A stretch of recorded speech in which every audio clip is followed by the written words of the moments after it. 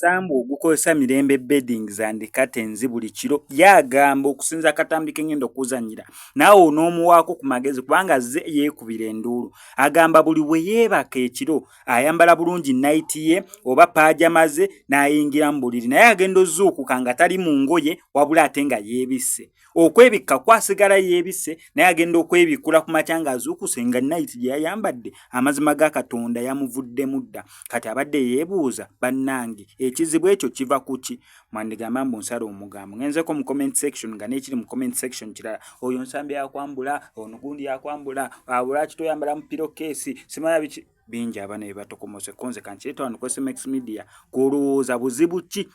Mirembe Beddings bw'alina na ddagala ki ly'oyinza okubeera nga omuwa. Hi, essaawa zigenda mu 5 nakadde ewaka munansonyiwa esati yange egubye obwedda nkola nnyo nentuuyana nnyo ndowooza nenguba I don't know entandise okunswaza and forgive my Kaswahili banammwe essaawa ziri 5 kati naatera okwebaka mbadde genda kunaaba nyambala night naye nina ekizibu I think neetaaga ddagala banammwe nebaka bulungi nebaka munongi ziweweera nzikyusa buli lunaku almost duvet njebakamu kinene nnyo 2 days naye nina obuzibu bwe neebaka mu night wear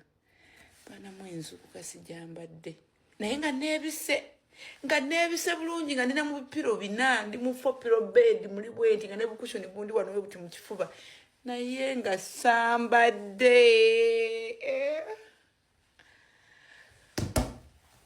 ekintu ekintuuseko ebbanga ddene ningamba ngenda kukola ntya ndabona ngamba kampiteko mukwano gwange nsuleko naye mu buliri like ambulire what happens ne mugamba asule nga ndabiriza ambulire what happens in the night yangambye muzuka kiro for example this is the bed for instance eno ye 5 eno ye 6 because my bed is small it is 5 by 6